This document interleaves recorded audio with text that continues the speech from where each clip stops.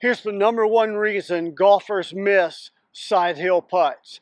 They don't give them enough break or speed. See this putt right here? Pretty significant slope this way. Most golfers are going to aim about right there. And let's watch and see what happens.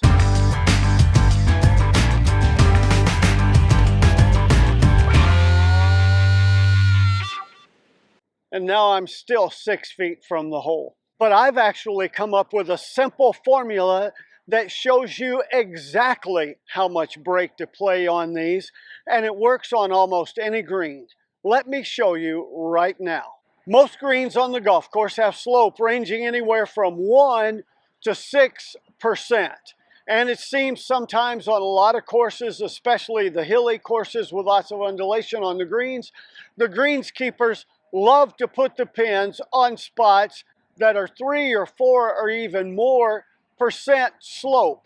And so you've got those side hill putts with a big break, or in the case of this one, an uphill and side hill putt, and it's hard to figure out what to do.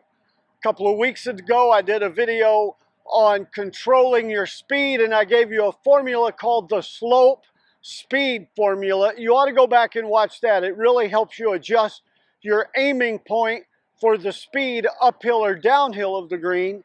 Now I'm going to give you a formula for the side hill break of the green. So here's the formula. For every 1% of slope, aim 10% of the putt's length above the hole. So you got a 10-foot putt, 1% side hill slope. Well, 10% of 10 feet is 1 foot. You would aim 1 foot above the hole. And I'll guarantee you most people looking at that exact putt are going to aim about this far, 5 or 6 inches above it, and they're going to finish low. But if you apply that formula, you aim a foot above it, you hit it the right speed, it's in the hole. Same thing applying the formula. Let's say you've got a 20-foot putt with 3% of slope. Well, it's 3% of slope, so it's 10, 20, 30% of how long is the putt? 20 feet. 30% of 20 feet is 6 feet. You would aim 6 feet above the hole. So let's test that formula right now on a really difficult side hill putt. This is my hole, and I've got a 12-foot putt here, and this slope is about 4%. Now in the slope speed formula video, I gave you 3 or 4 different ways to figure out how much slope you got, but this is 4%. Then I want to take 10% of the length of my putt.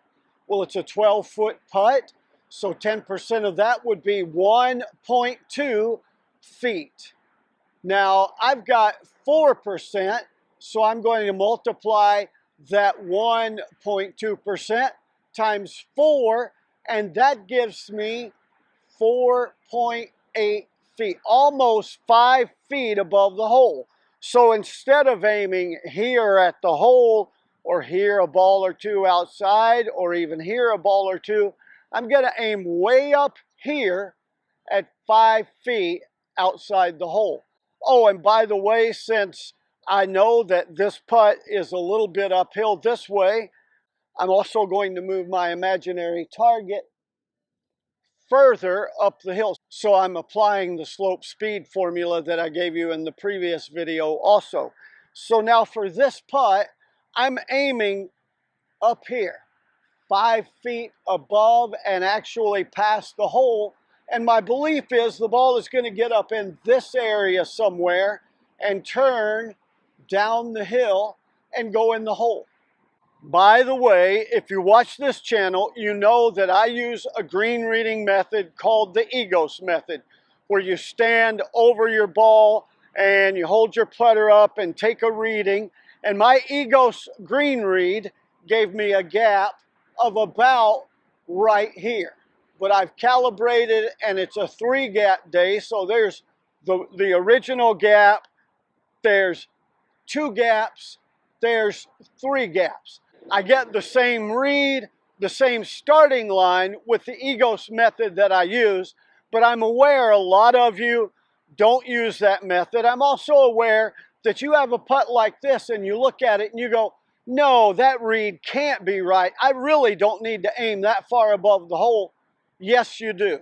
And I'm going to illustrate that for you now with an actual string line showing you how this putt rolls and breaks. So you can see I've set up the string line pointed 5 feet right of the target. I've got a ghost hole.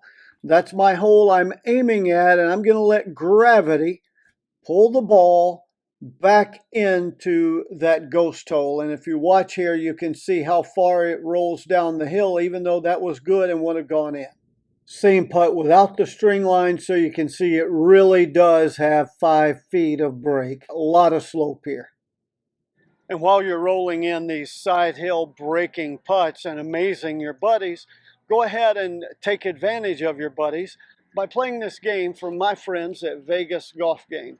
What it is, a simple game. You get a coin, and they say that you play this game by whoever hits the worst shot on a par 3 gets the coin in their pocket. Then when the beverage cart comes, whoever has the coin has to buy the beer. I say you could change that game a little bit. Whoever 3 putts get this coin in their pocket, and then you're stuck with that when the beer cart comes or the margarita carts or whatever you drink comes. That person who 3 putted has the coin in their pocket, has to buy all the beer. Fun game. They also have some other amazing products at Vegas Golf Game, like this little flask, which says it's the best shot of the day, and we've all had those days where the shot that comes out of a flask is the best shot of the day. Link in the video description. Check them out. Fun stuff. And you can see when you start it that far above the hole, even if you miss the speed a little bit, at least the ball has a chance to go in. And I'm hitting several here where I hit it a little too soft or a little too firm, and they get very near the hole. Now, how do you use this on the course? You don't need a calculator. You simply estimate the percentage of slope, know the length of the putt, and multiply the slope times 10% of the length of the putt. That gives you the perfect aiming point on the high side. Most golfers underread side hill breaking putts by a mile. Next time you have one on the course, try this 10% rule. Aim to the high side and give yourself a chance for it to go in. If you apply and use this 10% rule, the number of 3 putts that you have will go down significantly. And if you liked this video, check out the other video I mentioned on the slope speed formula. Give this video a thumbs up, comment, share it with a friend. Check out this video on the screen now. And in the meantime, here's to you making more putts.